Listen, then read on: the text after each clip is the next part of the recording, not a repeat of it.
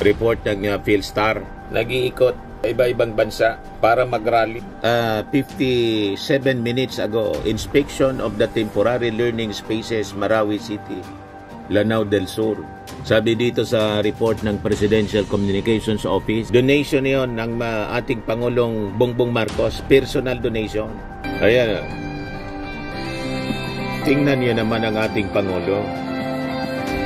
The older Duterte has filed a motion for interim release to a third-party country, currently pending decision from the ICC. You convince the government of Australia, sabi po ni Sara, because Australia is a member of the ICC, to look into the case of President Duterte, kung saan nagbayad din siya ng 2.9 trillion debt as of 2025. More than sa amount ng kanyang inutang. Nagpapagang mga balita at pagtalakay sa mga isyu na lipungan. Bulsa! Opinyon, banat at paglalantad sa katotohanan. Bulsa! What you see is what you get. You decide. Hello po mga kababayan, mga tugang, mga manoy, mga manay. Si Dante Maravillas, Bicolano vlogger, broadcast journalist from Albay. So ngayon, pag-usapan natin yung mainit na balita ngayon. Yung ating Pangulong Bongbong Marcos, bumalik na sa ating bansa, galing sa official visit, working visit sa Japan sa World Expo 2025. Wala nang pahipahinga, diretso po sabak sa trabaho. Habang si Sara Duterte, sabi dito sa balita, sa world tour din para magpakalat ng lagim. Yan, BP Sara on global tour to rally sympathy for Duterte. Report ng PhilStar. Nag-iikot iba-ibang bansa para mag-rally, to rally support sa kanyang tatay pang personal. Makikita ninyo mga kababayan ang kontrast ng dalawang pinakang matataas na leader natin. Yung ating Pangulo, trabaho ng trabaho para solusyonan ang mga problema ng ating bansa, whereas si Sara, ikot ng ikot kung saan-saang bansa para manira, para dumagdag pa sa problema. Yung isa, tutok doon sa pagsolusyon sa mga problema ng ating bansa. Si Sara, tutok sa paggawa ng problema. Yan ang ating Pangulo. Santo, wala nang pahinga yung ating Pangulo. Like 57 minutes ago, inspection of the temporary learning spaces Marawi City, Lanao del Sur.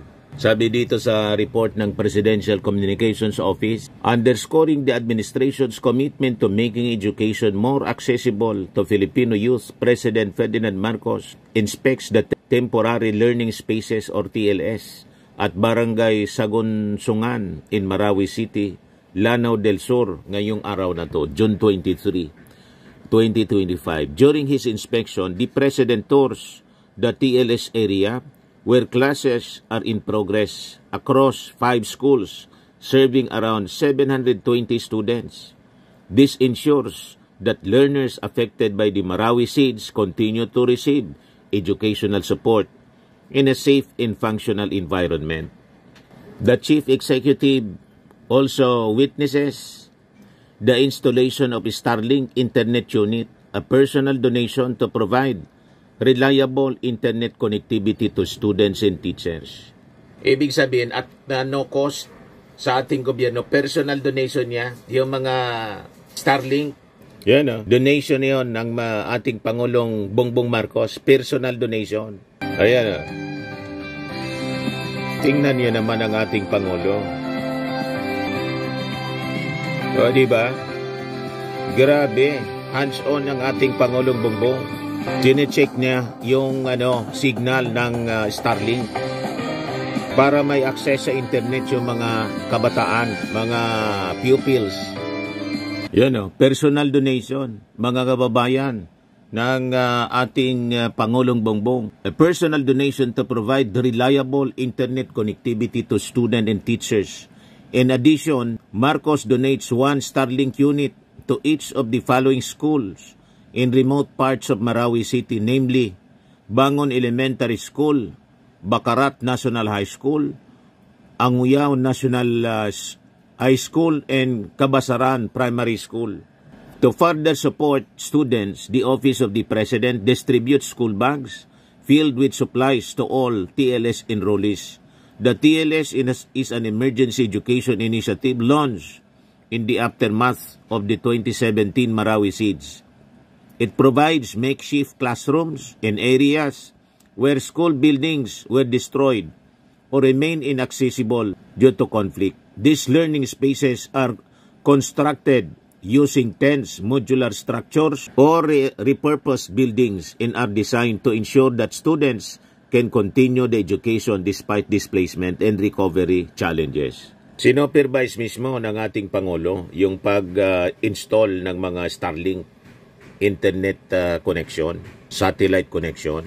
Yan po. May Starlink din kami doon sa malakas ang signal po, Colossal Fitness Gym. Kita nyo, napakasipag ng ating Pangulo. Hindi na po siya namamahinga. Immediately after na dumating mula sa Japan, diretso agad sa trabaho mga kababayan. Doon sa Japan, nang pumunta siya sa World Expo 2025, kausap niya yung ilang mga companies. Kasama rito yung Canadivia Corporation na magde-develop po sa Smoky Mountain landfill site para ma-convert yung residual and solid waste into renewable energy and improve mitigation and rehabilitate degraded urban areas. Yan yung meeting ng ating Pangulong Bongbong. Ito yung plano, mga kababayan, i-convert sa renewable energy yung mga basura, solid waste sa Smoky Mountain. Yan yung mga kausap na opisyal ng company ng ating Pangulo. Mula dito sa Smoky Mountain, mga kababayan, basura, bundok ng basura, masusolusyonan na po siya, mga kababayan. Magiging kuryente, mga kababayan, siya. Renewable energy. Yan ang plano. Ganyan ang ating Pangulong Bongbong Marcos. Hanap siya ng hanap. Gawa siya ng gawa, mga kababayan, ng solusyon sa mga problema natin sa ating bansa. Yan Japanese company, mamumuhunan sa waste-to-energy project sa Maynila. Ganon ang plano. Ito yung pagpunta niya doon sa Philippine Pavilion, mga kababayan, sa Japan. You see? Japan's pavilion, distinguishing feature in a great circle of innumerable wooden planks that visitors can peer in between to glimpse the interior, connecting the outer and the inner through exhibits in architecture, thereby inspiring an understanding of what lies between, which part of the pavilion's theme, promoting tourism, mga kababayan. Tingnan ninyo ang ginagawa ng ating Pangulo. Gusto niyang i-promote yung ating bansa para dumami, umunlad ang ating turismo. Yan, mga kababayan, with Lisa Marcos, kasama yung ating mga OFW. So lahat ng pinag-uusapan, mga kababayan, tungkol sa progress. Si Sara, tungkol sa kanyang pamilya, tungkol sa kanyang tatay, at tungkol sa kanyang paninira sa ating administrasyon. Kay PBBM, yan ang focus ng kanyang energy.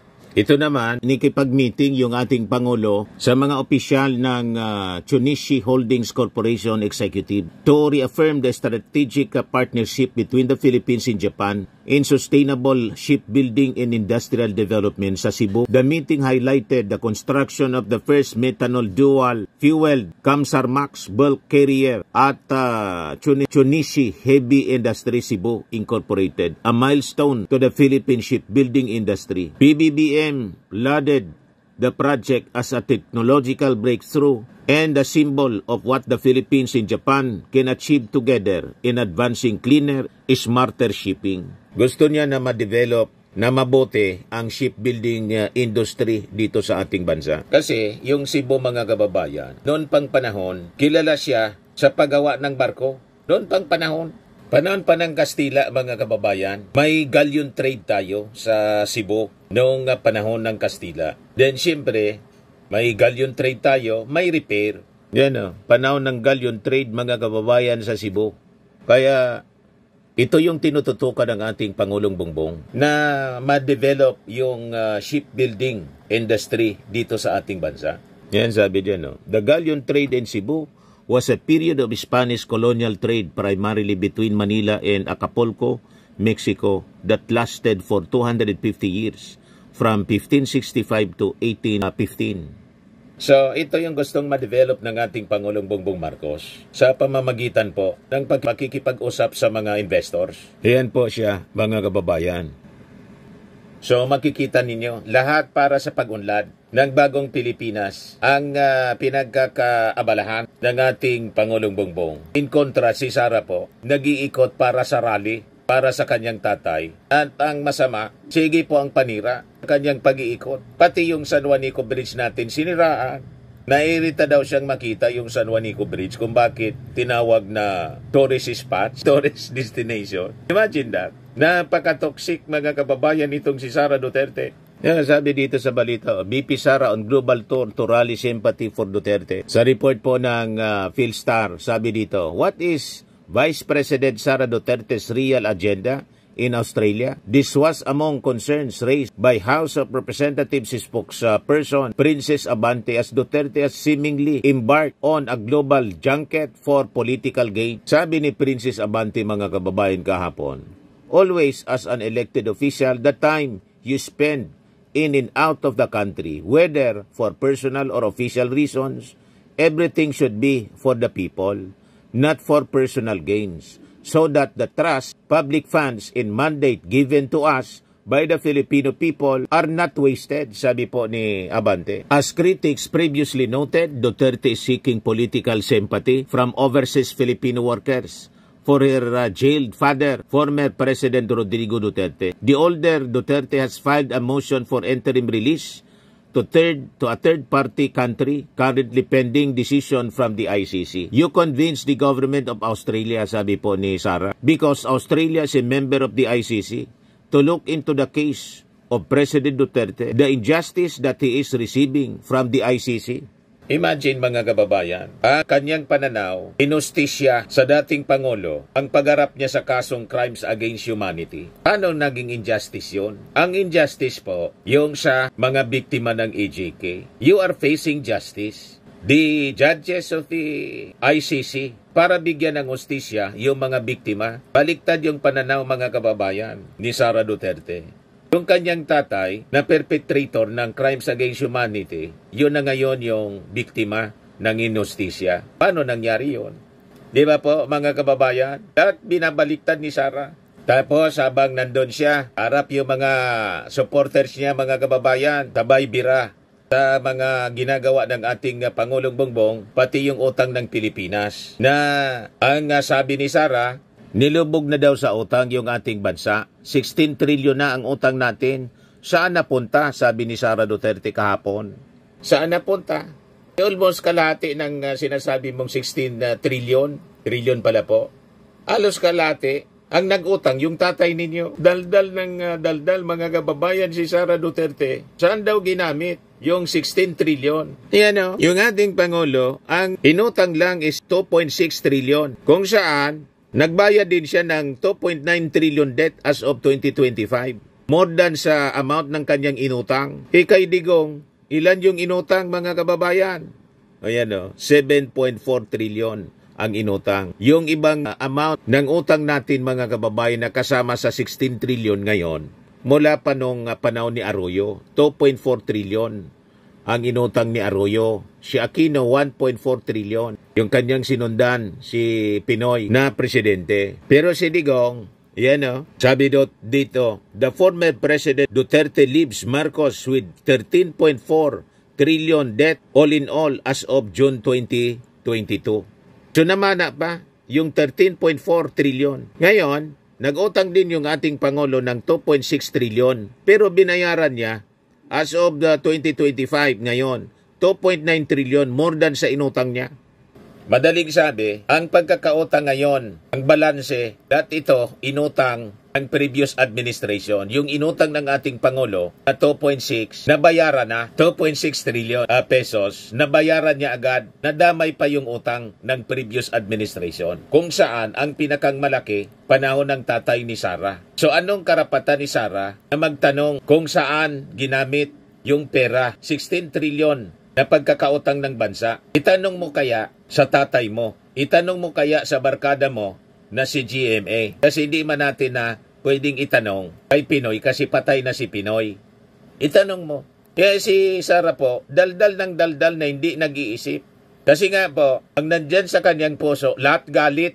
Galit na galit siya sa ating Pangulong Bongbong, sa Marcos administration, na kung tutuusin, dapat magalit siya sa sarili niya. Kasi siya yung may kasalanan. Pamilya niya yung may kasalanan. Sila yung nang-aaway. Sila yung namimirwisyo. Nakita ninyo? Ang tawag niyan dito sa amin, balok-bagi. Gabos sa naman balok-bagi ngaya. Ang pigigibo ni Sara. Sige sa nangibo ni istorya para manira sa ating Pangulong Bongbong. Alam na alam namin yung istorya po. And we have records. Tulad ng pagkakautang ng ating bansa na ang almost half ng inutang, ang 16 trillion na sinasabi po ninyo, 7 trillion plus. Yung tatay ninyo yung nag-utang. Napakalinaw, 7.4 trillion. Kaya sabi ng mga netizen, sabi ni Rolando Kabagi, di na nahiya, kapalmoks. Sabi ni Mel Baluan, itanong mo kay Mang Kanor. Sabi ni Eli Salde, hirap talaga pag di nagtatrabaho. Hindi updated si Inday Garutay. Sabi ni Bitsaida Abaysa, puro pera problema mo. Bakit? May itutulong ka sa mga problema, utang ng bansa, tatay mo, di nagbayad. Gala pa more, mukhang pera. Mga pinagdadaldal ni Sara Duterte, lahat nagbabackfire sa kanya. Bumubuelta sa kanya lahat. Pagkatapos, mag-survey naman yung Pulse Asia, malamang mataas na naman yung trust rating ni Sara habang walang ginagawa. Yung Pulse Asia, malamang nagsasurvey na naman ngayon. Tapos yung isa pa, nakalimutan ko yung isa pang kakamping survey firm. Kaya paniwala tayo sa mga kwento nila. Di ba po? Mga propaganda nila, gawang AI. Yung AI, ginawang instrumento para siraan yung ating Pangulo po. Ito pa, mga kababayan, yung sabi niya doon sa Australia. Yung problema natin sa West Philippine Sea, do not make up our entire relations with China. Dapat yan, kaibigan mo lahat.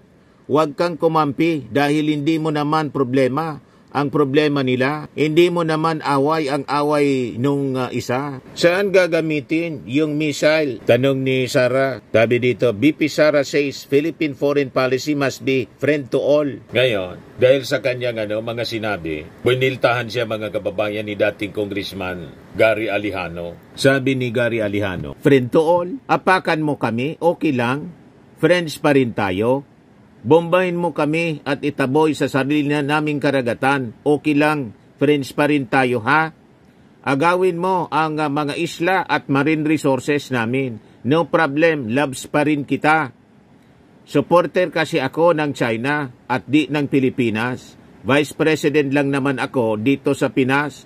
You can rely on me. Patama mga kababayan sa mga sinabi ni Sara. Yan ang gusto niyang palabasin. Friend lang, tulad ng ginawa ng kanyang tatay. Nilalamon na tayo, imbes tayo mag-protest, sinabihan pa yung ambasador, pwede na ninyo anya kaming gawing province. Payag kayo sa gano'n. Tapos nilait-lait mga kababayan ni Sara yung San Juanico Bridge. Mas maganda daw yung bridge sa China. Doon ka mag-presidente, sabi nga natin, naiirita daw siya pag nakikita niya yung San Juanico Bridge na ginawang may karatula doon, may tarpaulin, na tourist spot. Kung naiirita ka, di huwag kang pumunta doon. Huwag ka nang umuwi dito sa Pilipinas kung naiirita ka.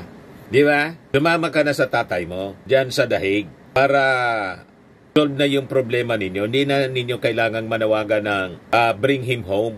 Kasi imposible yan na mangyari unless na-prove ninyo not guilty si Tatay Digong ninyo sa crimes against humanity. Di pwede siyang bumalik. Pero yung mga pakikiusap ninyo na pati yung Australian government gusto ninyong istorbuhin, malabo, kasing labo ng protest ng PDP laban, gustong magpa-recount. Mamaya ibigay ko sa inyo yung latest na balita. Gustong magpa-manual recount ng PDP laban kasi sa paniwala, di ba yun ang sinabi ni Sara? Naniniwala sila yung pagpasyal niya doon sa Kuala Lumpur, kausap yung mga OFW yung maisog. Paniwala nila, nanalo yung marami sa kandidato nila sa pagka-senador. Talagang seryoso sila mga kababayan sa paniniwalang yun. Nag-file ng petisyon. Mamaya ibigay ko po sa inyo yung balita. So dito sa sinabi ni Sara, mga kababayan, na dapat kaibigan daw lahat, nag-react yung mga Marcos supporters, yung 31 million movement.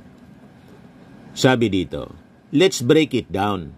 Is Sara Duterte misguided or just unwilling to fight for the Philippines? What she said, yung problema natin sa West Philippine Sea do not make up our entire relations with China. Dapat yan, kaibigan mo lahat. huwag kang kumampi dahil hindi mo naman problema ang problema nila. Hindi mo naman away ang away nung isa. Point number 1, sabi ng mga Marcos loyalists. Let's stay friends. Kahit inaagawan na tayo ng teritoryo or hinaharas ang ating mga Filipino fishermen. China is entering our waters, harassing Filipino fishermen, building our reefs, and claiming what is clearly ours. And your response is, let's not throw in the friendship. Parang ex mo na nangangaliwa na gusto mo pa rin kausapin kasi may pinagsamahan. Napunta sa jowa, nilapastangan ka ng todo, mga kababayan, di ka papapalag. Yes, sabi po dito sa reaction ng 21 million movement. A real friend respects your boundaries. If they keep crossing the line, they're not a friend, they are a threat. Tama, mga kababayan. Nakakita ka ng kaibigan na kinakamkam yung property mo. Tapos, dapat itrato mo pa rin siya ng maayos. Yung kaibigan mong nilala mo na yung pag-aari mo. Binabastos ka araw-araw. So parang siya, binabastos yung ating Pangulo. Pinagbantaan ng lahat. Wag lang dapat ikaso, wag lang i-impeach ng kanyang mga kaalyado, ng kanyang anak na si Sandro Marcos. Kaya galit siya ng kanyang pinsan na si Martin Romualdez na kasama sa pinagbantaan. So dapat palampasin lahat yung mga pagbabanta. Kasi friend nga. Lostayin man ang kaba ng bayan, wag lang yon papanagutin. Walang impeachment dapat sa issue ng confidential funds. Kasi nga, friend, yon, mga kababayan, ang uri ng mindset ng mga Duterte. Pagkaibigan kahit mali, tulad ni Pacquiao, tinago nila si Pacquiao. You see?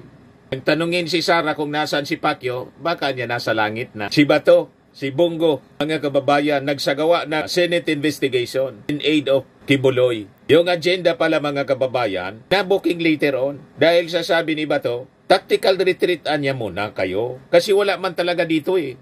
Pakita niya, nakita ninyo? Yun. Napahiya si Bato nang mahuli, mga kababayan doon mismo sa compound. Nahuli si Pacquiao. Anong ibig sabihin? Pang-cover nila ang intensyon para makatakas. Ililibag si General Torre. Siguradong sigurado si General Torre. Hindi sila umubra. O ngayon, si General Torre, PNP chief na. Pinagtatawanan ni Sara. Point number 2, sabi dito, do not take sides daw. Pero yung inaapi, pero tayo yung inaapi at inaagrabyado. This is not a fight between two strangers na dapat mo lang iwasan. This is our sea, our territory, and our people being bullied. And you say, don't take sides. Kanino ba talaga pumapanig si Sara Duterte? Sa Pilipino o sa nananakop? Parang sinampal ka na pero ayaw mong lumaban kasi baka daw magulo. Sorry, but neutrality in the face of abuse is not leadership, it is betrayal. Point number 3, kaibigan mo lahat, kahit yung mga naninira at nagtitake advantage sa'yo.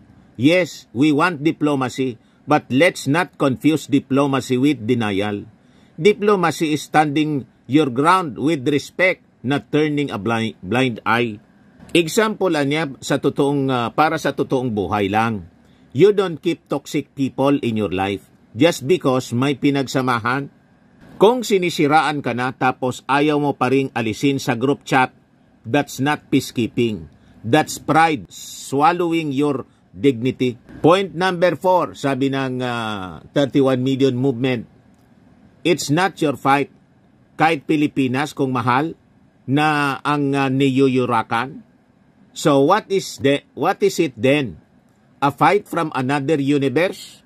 Durog na durog, mga kababayan. Paano naging hindi natin laban ito? Parang pati yung ating lupang hinirang na kinakanta lagi, pinalimutan na ni Sara na ang mamatay ng dahil sa iyo. Sa manlolopig, di ka pasisiil. Huwag ka nang kumanta ng lupang hinirang pa ganon. Nang tawag ni Bato de la Rosa, senador siya, di alam ang totoong titulo ng ating national anthem, Bayang Magiliw daw. Turuan daw na kumanta dapat yung mga kabataan ng Bayang Magiliw. Paano turuan ng Bayang Magiliw na ikaw nga senador, di mo alam na ang national anthem, ang titulo, hindi man Bayang Magiliw, kundi Lupang Hinirang. Magkantaan niya kayo Bayang Magiliw? Hindi man po Bayang Magiliw. Ang title niya, Lupang Hinirang. Ang Bayang Magiliw, yung unang line. Mano ka naging senador? Kaya, umupong senator judge, ang ginawa, tumayo ang abogado ni Sara. Kaya iya yung Senado, mga kababayan dito sa mga Duterte senators. So ano anya kung hindi natin laban? A fight from another universe? No, this is our territory. Our food source. In our future as a nation. This is not just about politics.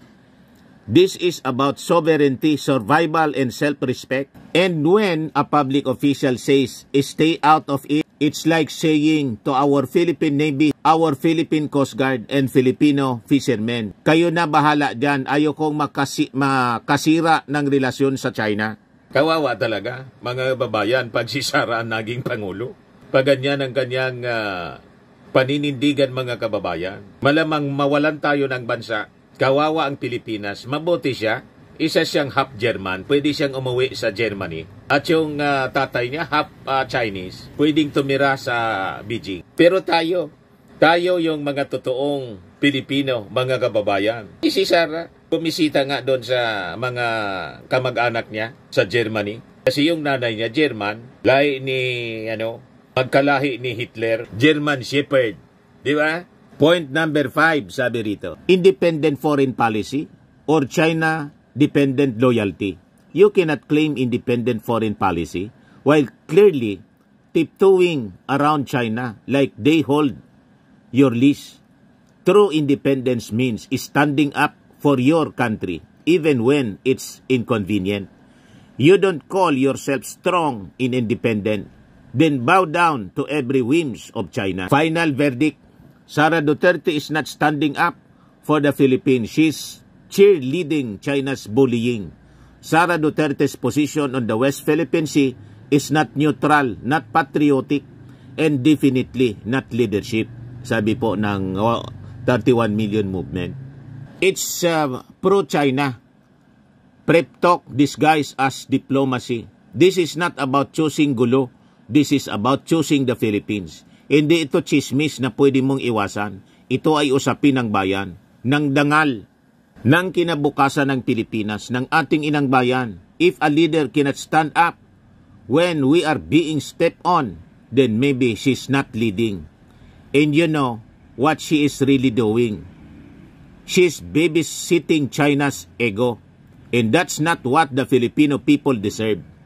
Yan ang sabi po ng 31 million movement. Tapos saan daw gagamitin yung missile? Hindi niya maintindihan yung tinatawag na deterrence. Kung hindi niya naintindihan ang ibig sabihin ng deterrence, wala siyang karapatan na maging leader ng ating bansa. Pag-aralan na muna niya ang ibig sabihin ng deterrence. Kasi ang lagi nilang sinasabi, narrative nila, papalakas tayo ng ating armed forces, nakipag-alyado tayo sa Amerika kasi gusto nating narrative siya ng China kasi. Ayaw kasi ng China, mga kababayan, malakas yung ating defense para madali tayong lusubin. Tapos, ina-accuse tayo ng China na gusto nating pumasok sa gulo. Anong pumasok sa gulo? Kayo ang pumapasok sa gulo. Kami will just defend. Kaya nga, yung aming armed forces is for our defense. May Department of National Defense kami. And every country has the right to defend itself. Kung gusto ninyo, talagang ganon kayo, hindi kayo naniniwala sa deterrence, bakit yung China, develop, modernize ng kanilang defense. O di, lahat ng mga armaments ng mga bansa sa mundo, di dapat i-destroy natin. Tama? Lang hindi po pwede po. Kasi ang ugali ng tao, pag hindi ka malakas, hindi ka maganda, lalamunin ka ng mga karatig bansa. Yan ang natura kasi ng tao. Magnasa ng hindi kanya. Nakita ninyo ang gira sa Israel and Iran. Pinagnanasaan, ipinamana ng Diyos mismo sa Israel. The Holy Land. Pinaginterisan. Napakaliit ng bansa yung Israel. Yung neighboring countries, mga kababayan, the Arab nations in Muslim countries, napakalawak, hindi pa nakontento. Talagang yung ipinamana ng Diyos mismo. Napakaliit na lupa. Sa mga Jewish people, yun pa ang yun ang pinag-interesan. Kaya may gulo ngayon. And the Jewish people has that right to defend because pinagbabantaan sila. Walang tigil ang pagbabanta na i-wipe out ang Israel from the face of the earth. Imagine that. Kaya pumasok na po yung Amerika. Because sa pagpasok ng Amerika, mga kababayan, yun, pati tayo dito nakikigulo. Pati si Robin Padilla, nag-react na. Sabi ko nga, ayusin mo na ninyo yung gulo from your ranks. Yung mga DDS, nagsisibel war na. Nag-aaway-away na dahil sa kwarta. Makikisali ka pa sa conflict ng Iran at Israel in America. Ginagamit nilang propaganda dito sa issue ng West Philippine Sea. Huwag kami, malinaw ang pag-iisip namin. Abotit kaalyado tayo ng Amerika. We have a mutual defense treaty. And dinemo ng Amerika sa pagbubumba sa 3 nuclear facilities ng Iran that America is the mighty power unmatched by any country in the world. Tama lang yung ating alliance. Kasi, unang-una, yung values natin parihas with the American people. Democracy tayo, with the same values with the Israeli people. Si Muslim, mula sa pagiging Katoliko, nag-Muslim. Bahala din siya. Hindi kumampi siya sa Iran kung gusto niya. Pero tayo po, dapat tayong kumampi sa Amerika, unang-una, ka-mutual defense treaty natin. At sa Israel. Kasi, ang Israel is the chosen people. Kahit hindi kayo maniwala, hindi mababago nang hindi ninyo, with your unbelief, ang katotohanan na ang Israel, the Jewish people is the chosen one nang may likha ng langit at lupa at ng universe. Hindi ninyo mababago yan with your unbelief. Bakit? Pwede ninyong baguhin ang plano ng Diyos? Hindi ninyo kayang baguhin ang plano ng Diyos. At ang ginawa ng Diyos, hindi ninyo baguhin kahit hindi kayo maniwala. Tama yung alliance natin. Ang China, ang Russia, ang Iran, lahat ng kaaway ng Israel, matutunaw po in the Battle of Armageddon. Kaya tama lang yung ating alliance. Obo sila, matitira po yung mga naniwala that Israel is the chosen people. Yung man naniwala sa ating Panginoong Hesukristo na isang Udyo. Kita ninyo? Our Lord Jesus Christ is a Jew. And He is the only begotten Son and only Savior of the world. Kahit hindi kayo maniwala. O ngayon, dito na tayo mga kababayan. Sinabi ko sa inyo, yung PDP Laban, nag-file po ng petition. Yan report ng ABS-CBN. PDP Laban files a petition at the Supreme Court calling for a manual recount of votes in the senatorial elections amid reports of irregularities in the 2025 national and local election. Bakit sa Supreme Court kayo nag-file?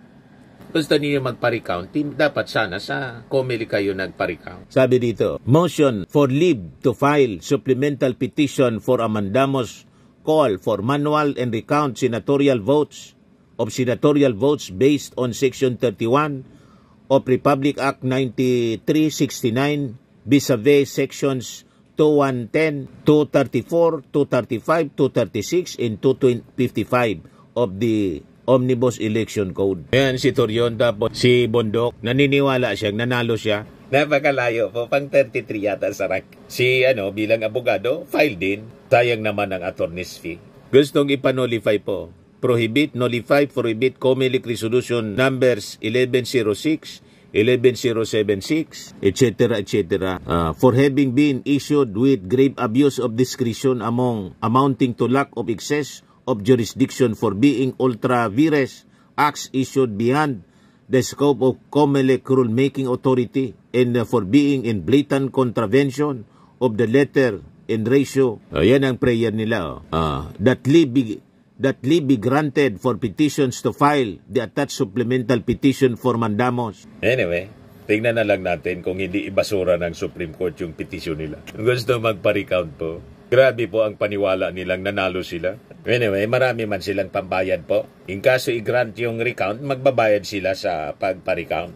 Milyon-milyon yan po. Yan kung i-grant. Pero sa tingin natin, malabo po. Malamang trust can ang kalalagyan itong petition na to sa Supreme Court, mga kababayan. Hintayin na lang natin yung development. Hayaan natin sila sa kanilang hilig mag-file ng petition sa Supreme Court. Pati yung impeachment po, gusto karangin sa Supreme Court. Di ba pa? Nabanggit natin yung impeachment. Hanggang ngayon, hindi pa yata nagpa-file ng answer si Sara. Sabi rito, BP Sara Duterte has until today, June 23, to answer Senate summons or lost right to reply. Today is the last day for Vice President Sara to answer the writ of summons issued by the Senate Impeachment Court. Otherwise, she loses the right to reply to the charges against her. Ayon kay Senate Impeachment Court spokesperson Rinald Tungol, the deadliest deadline was June 23, noting how the last day under 10-day period upon receipt fell on a weekend when there was no work at the Senate. The Philippine Star sought the impeachment court's confirmation whether Duterte's legal team had already filed a pleading over the weekend but has yet to get a response. The Office of the Vice President has not publicly commented on the summon. Busy po si Sara sa global tour para makaipon ng suporta na makauwi na yung kanyang tatay, which is suntok sa buwan. Diba po? Swimming and lifting cream, pinapahid po sa mga pulses in affected area. Mainam po sa paninigas ng mga kaso-kasuan. Ito naman po, Automax Radiant Serum. Sa mukha naman yung application, anti-aging po siya. You will look 10 years younger than your age. Sa mga cancer patients naman po, baka lang gusto ninyo itong itry. Naing siya red mixed fruit drink. Hindi mo po siya gamot, food supplement siya. Kaya lang, gawa siya mga kababayan sa goji berry. Yung goji berry may anti-cancer properties. O ngayon, yung mga inquiries ninyo, dumiritso na lang kayo sa aming messenger sa Facebook para masagot namin agad. Ayos pa? Ayos na ayos niya, Mr. Maravilla. But anyway, ito po pala yung aming bagong product na binibenta online. I am worldwide amazing pure organic barley powdered drink mix from Australia. Negosyo to ng aking anak na architect entrepreneur Riz Maravillas. Ayan po. Kontakin na lang po ninyo siya, Riz Maravillas on Facebook. Ang mga health benefits niya, boost immunity, improves digestion, enhance energy levels, packed with antioxidants, prevent cancer. Sa mga nagana po ng malinis and spacious fitness gym, pumunta lang po kayo sa aming Colossal Fitness Gym. May Grab Car Rental din po kami. Ito naman po yung bago naming product na binibenta online.